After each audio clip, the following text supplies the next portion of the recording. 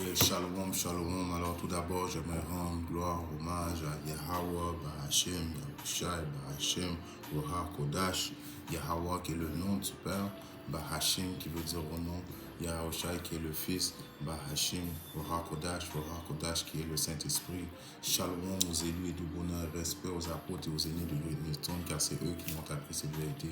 Et salutations aux croyants et aux croyantes. Ici frère Amoise de Montréal et à vous, seulement je dis shalom. Alors une leçon, c'est plutôt une réplique du vidéo du frère Napage de Montréal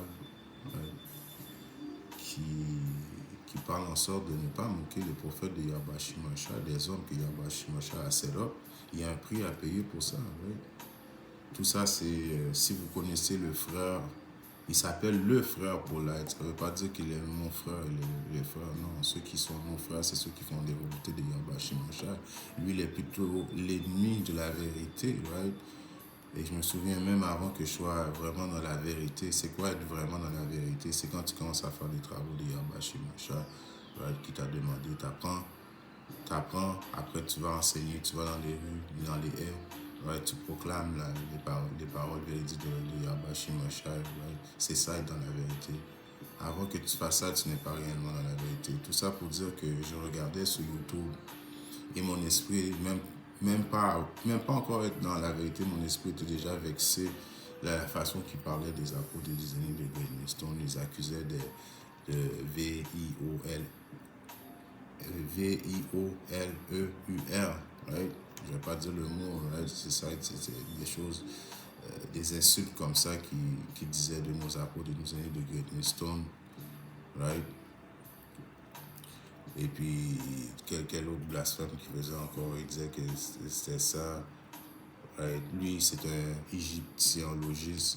égyptiologiste. En tout cas, une affaire comme ça c'est une religion qui est basée sur l'ancienne Égypte, right? Vénérer la femme. Right? C'est une religion quand même obscure. Juste pour vous dire, leur livre s'appelle le livre des morts. Right? Le livre des morts. Ils consultent et ils vont consulter des morts pour avoir des résultats. Comment le mort peut rien faire pour toi. Anyway, tout ça pour dire qu'il a fait plusieurs blasphèmes, right? Sur les apôtres. Il les a même appelés c'est ça, je cherchais le mot, des gens qui aiment on va dire des enfants plus jeunes, ouais, vous comprenez ce que je veux dire, toutes sortes de blasphèmes qu'il faisait comme ça. Il moquait la vérité. Ouais. Il a même amené des Bloods puis des Crips pour essayer d'intimider les apôtres de Great Millstone. Bref, il était un vrai ennemi de la vérité. Je dis il l'était à cause que présentement il fait face à une condamnation. Ouais. Tout ce que lui a dit que les apôtres, les aînés faisaient, les prophètes faisaient, Yahweh Shimashah l'a set up et en réalité c'est lui qui a fait ces choses-là. Et là il va aller en prison pour avoir fait ces choses-là. Ouais. Il est accusé de VIOLUR aussi. Et il a fait ça avec une personne un peu plus jeune, beaucoup plus jeune que lui. Donc, vous voyez comment Yahweh Shimashah venge ses prophètes. Et ces choses de venger ses prophètes, c'est là depuis toujours. Right? Pourquoi? Parce que si on lit à Jérémie 1 et 4, il est écrit « Puis la parole du Seigneur Yahweh Shimashah vint à moi, disant, avant que je t'ai formé dans le ventre de ta mère, je te connaissais. » Avant que Yahweh Shimashah nous ait formés dans le ventre de notre mère, il nous connaissait. C'est la même chose qu'il connaissait le prophète, c'est la même chose qu'il connaît aussi les méchants. Avant d'être dans le ventre de notre mère, Yahweh Shimashah, c'est déjà qui nous sommes. Right? Mais là, ce précepte-là est basé spécifiquement sur les prophètes. Donnons l'exemple avec Jérémie. Avant que je t'ai formé dans le ventre de ta mère, je te connaissais. Avant que tu sois sorti de l'utérus, je t'avais sanctifié et je t'avais ordonné prophète pour les nations. Alors c'est un ordre de Yahweh Shimashah qu'il donne à ces hommes-là d'être des prophètes. Right? Je t'avais sanctifié, je t'avais ordonné prophète pour les nations, afin d'instruire les nations, afin de réprimander notre peuple, réprimander en voulant dire quand il go off, on leur dit qui go off, right? On ne retient pas. Alors, si Yahweh Shimashai t'a sanctifié, donc, si tu ne respectes pas les prophètes que Yahweh Shimashai a choisis, c'est directement un insulte que tu fais contre Yahweh Shimashai. Tu dis, mais on s'en fout de tes prophètes. Ouais. Et la plupart des soi-disant Israélites, c'est ça qui nous font sortir, qu'ils haïssent les prophètes. On s'en fout. Qui êtes-vous? Ouais, vous êtes rien. Vous êtes des hommes avec, ils appellent ça des robes. Vous avez une Bible. Ouais. Alors, ils s'en foutent des prophètes, mais il y a un prix à payer pour savoir moquer les prophètes. C'est pas à cause que la punition ne vient pas dire automatiquement que Yahweh Shimashai vous a oublié. Ouais. Yahweh Shimashai aime faire durer l'impie jusqu'à temps qu'il décide tout d'un coup de vous juger. Et il préserve beaucoup d'impies aussi pour le jour du jugement. Right? Alors, moquer les prophètes de Yahweh Shimashai, c'est se foutre de la parole de Yahweh Shimashai, parce que la parole, la voix de Yahweh Shimashai, c'est pas comme s'il va descendre sur la terre et venir vous parler un par un. Non, il parle à travers ses prophètes. Right? Alors lui, ce frère Paulite a parlé contre les prophètes, a même essayé de faire battre les prophètes en sorte, en essayant de faire des crips et des gloires venir sur les apôtres des ennemis de Béniston. Il y avait beaucoup de malice et de diabolisme en lui. Donc vous avez vu, maintenant c'est lui qui fait face à une charge de prison.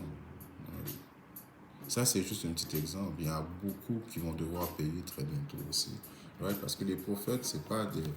C'est eux qui étaient mis en place pour réprimander même les rois dans le temps. Right? Les rois demandaient des prophètes, de l'avis aux prophètes avant de faire quoi que ce soit dans la nation d'Israël. C'est le poste le plus élevé. Right? Il y a l'apôtre, mais l'apôtre c'est un prophète aussi. L'apôtre qui veut dire il a été envoyé. Le prophète c'est quoi? Juste il dit à l'avance les paroles de Yahweh Shimashai. Right? Alors on va juste regarder un précepte qui est dans le livre, donne-moi une seconde,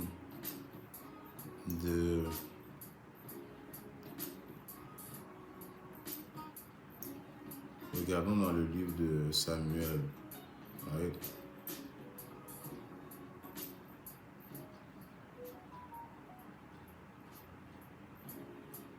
1 Samuel 16, et je commence à 1. Et le Seigneur dit à Samuel, jusqu'à quand mèneras-tu deuil sur Saul? Alors on sait que Samuel était le prophète de Saul. Right?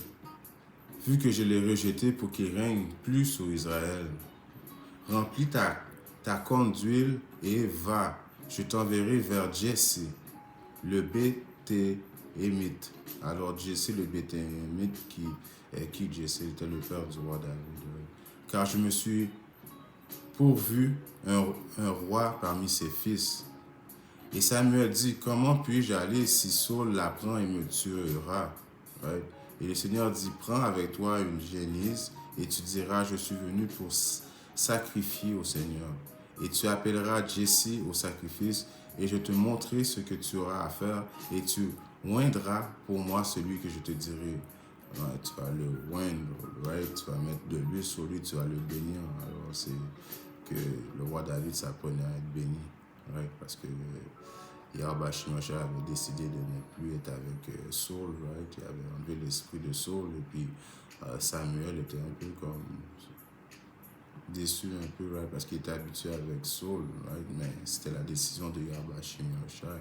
Et Samuel fit ce que le Seigneur avait dit et vint à Bethléem et les anciens de la ville tremblaient à sa rencontre et dirent, viens-tu avec paix? Alors quand un prophète arrivait dans le temps, il tremblait, le monde tremblait, right? C'est pas quelque chose qui arrive aujourd'hui. Là, aujourd'hui, on voit les prophètes et le monde rit, le monde rigole, ils insultent, ils croient pas, right? Alors, vous voyez, puis il y a un précepte qui dit, il vaut mieux pour vous de vous rappeler des anciens chemins, right? de vos ancêtres. Ça serait plus bien pour vous, je paraphrase rapidement le plus simple, qui veut dire, c'est toujours mieux de regarder dans les anciens chemins, de voir qu'est-ce que vos ancêtres faisaient pour savoir le vrai comportement à adopter. Right? Et le comportement qu'ils adoptent aujourd'hui, les 2 tiers, right? La nation d'Israël, c'est la moquerie. Right? Même dans le passé, ils ont tué beaucoup de prophètes aussi. Right? Ils ont toujours eu quelque chose contre les prophètes de Yahweh Shemashai. Éventuellement, ils vont devoir payer le prix d'avoir moqué les prophètes de Yahweh Shemashai. Et ça, c'est garanti à 100%. Right? Tôt ou tard, Yahweh Shemashai va dealer avec ça. Et Yahweh Shemashai se souvient de tout. Right? Je continue la lecture.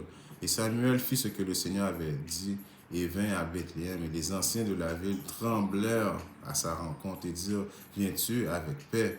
En voulant dire, wow, un prophète vient sur nous. Est-ce que tu viens avec paix? Parce que là, tu vas sûrement nous dire quelque chose. Bye. Right? Et il dit, avec paix, je suis venu. Alors il dit, t'inquiète, relax, calme. Je suis venu en paix. Pour sanctifier au Seigneur. Et sanctifiez-vous et venez avec moi au sacrifice. Et il sanctifia Jesse et ses fils et il les appela au sacrifice. Right? Alors le point là-dedans, c'était les prophètes, right? Dans le temps de nos ancêtres, quand ils savaient que le prophète venait, ils tremblaient parce que le prophète était là. Il venait dégager le message de Yahweh Hashem Yahushua. Le prophète est la bouche de Yahweh Hashem Yahushua sur terre. Right? Donc si tu rentres dans le délire de vouloir moquer le prophète, de vouloir l'insulter, mais même le vouloir le toucher, le prophète, Yahweh Hashem Yahushua va dire avec toi parce que le prophète est sanctionné, right? A été même fait prophète avant même d'avoir sorti de l'utérus de sa mère, être un homme de Yahweh Hashem Yahushua, right? Si on regarde à Matthieu 18 et 6, il est écrit, mais quiconque offensera un de ces petits. Alors, quiconque qui va offenser un de ces petits, right? Et ça commence par les optimistes élus qui sont ces petits, right? Qui croient en moi, qui croit en Yahweh Shemashai dans le temps où on vit, juste les élus, les optimistes élus. Il vaudrait mieux pour lui qu'une meule de moulin, une grosse meule de moulin, ouais, soit suspendue autour de son cou, right? Et qu'il soit noyé dans les profondeurs de la mer, right? Alors, quelqu'un qui vient contre les prophètes de Yahweh Shemashai, il te dit tout de suite, il vaudrait mieux que tu mets une moule de moulin qui est une chose assez pesante. Vous savez, c'est quoi les gros carrés de moulin, right? Attaché au cou, puis saute. Parce que si tu fais pas ça, c'est moi personnellement qui va venir te juger. Et je vais pas niaiser avec toi. Parce que en insultant les prophètes, tu m'as insulté en même temps. Right? Et l'exemple du frère Polite, c'est juste un exemple que beaucoup vont devoir vivre. Right? Nous autres salariés, souvent, il y a des gens qui viennent dans le camp et disent comme les Ishmaélites, oh, vous allez voir que c'est juste Allah, whatever. Il va payer pour avoir fait ça aussi. Pas des jokes. Right? Si je lis une lecture qui commence à 2 rois,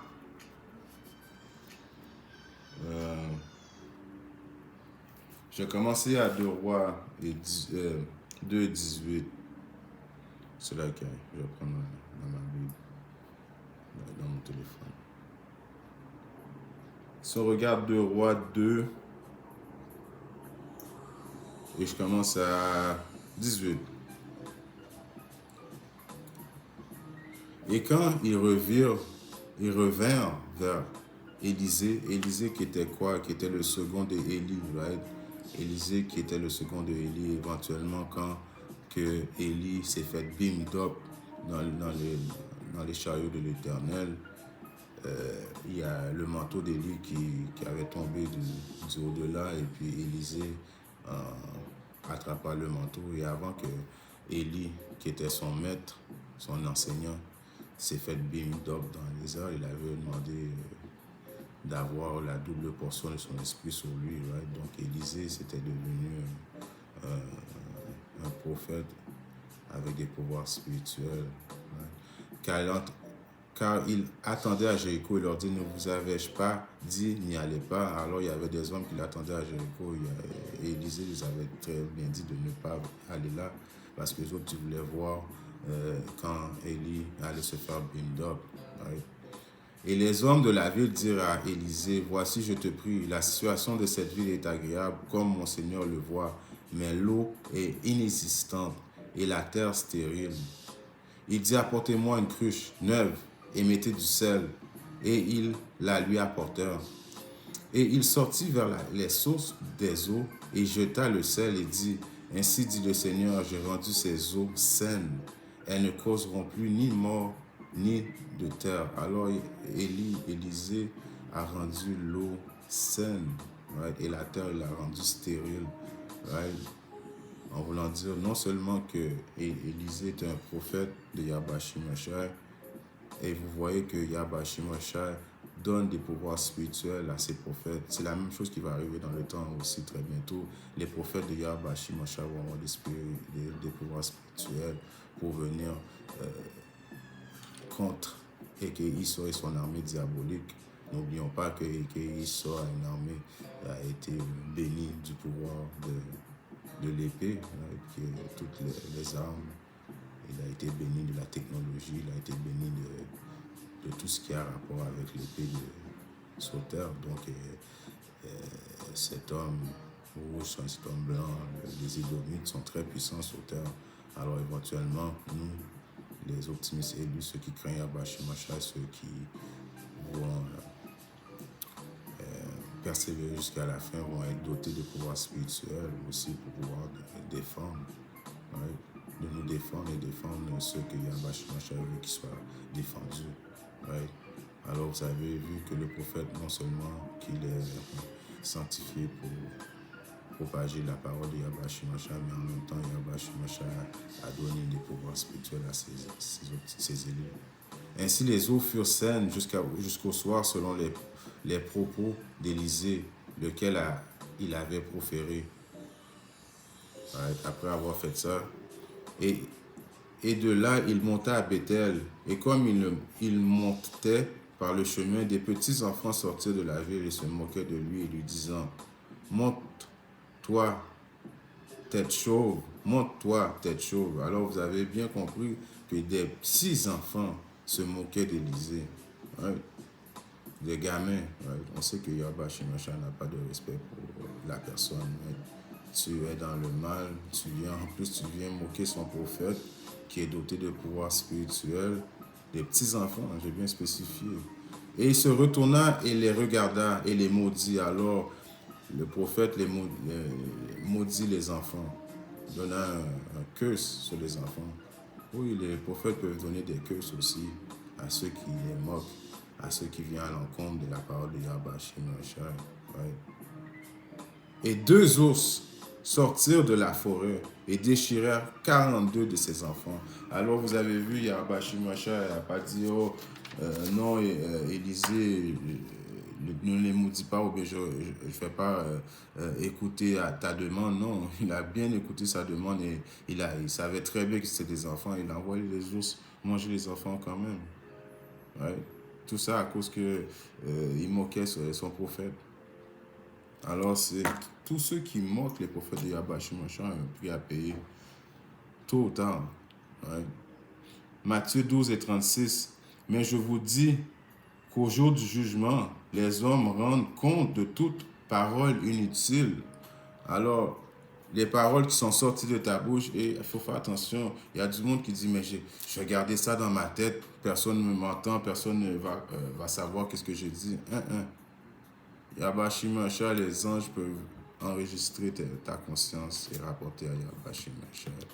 Il n'y a rien qui peut être caché à Yahweh Shemashai. Je relis Matthieu 12 et 36. Mais je vous dis qu'au jour du jugement, les hommes rendront compte de toutes leurs paroles inutiles. Car par tes paroles, tu seras justifié et par ta parole, tu seras condamné. Alors, c'est par ta parole que tu vas être justifié et par ta parole, tu seras condamné. Ça fait penser au camp dernier, le Ishmaélite, qui dit on va se souvenir de lui quand on va être dans l'enfer. Vous imaginez qu'est-ce qu'il a dit? Il a parlé contre les hommes de Yahweh Shemashai. Non seulement ça, il avait des spliffs dans les mains. Et puis il disait que c'est nous qui allons briller dans l'enfer. Moi, personnellement, j'envoie un curse sur lui. Ouais. Est-ce que le curse est arrivé? Je ne sais pas. Est-ce qu'il va arriver? Oui. Yahweh Shai va faire en sorte que ce Ishmaelite-là va parler pour avoir disrespect les prophètes de Yahweh Shai. Ouais. À Somme 105 et 14, il ne permit qu'aucun homme ne leur fasse du tort, car il réprouvera des rois à cause d'eux. Ça, c'est les Israélites. Yahweh Shai a déjà reprimandé des rois. Il va le faire encore pour la nation d'Israël. Pourquoi? Parce qu'on est son peuple et qu'il nous aime. Ouais, quelqu'un qui touche sur un Israélite, c'est comme toucher à la prunelle de l'œil de Yahweh Shai. Ouais. Alors, il réprouvera des rois à cause d'eux. Ouais. Je continue. Psaume 105 et 15. Disant, ne touchez pas à mes oints, right, à mes élus, et ne faites pas à mes prophètes aucun mal. Right? Alors, ne touchez pas aux prophètes et ne faites pas aucun mal aux prophètes. Soyez plutôt posés quand vous voyez des prophètes. Right? Les paroles qui sortent de la bouche du prophète, ce n'est pas les paroles du prophète. Right? Il y a un précepte qui dit il n'y a aucune parole dans la Bible qui est faite de notre propre interprétation. Toutes les paroles de la Bible sont c'est la parole de Yahweh Hashem, Yahweh Shai. Alors c'est une leçon juste pour avertir de quand vous voyez le prophète de bien faire attention. Il y a un prix à payer quand on disrespecte le prophète. En espérant que cette leçon édifie un frère ou une soeur quelque part dans le monde. Si Yahweh Hashem le veut, je reviendrai te mettre une leçon. Shalom, dit et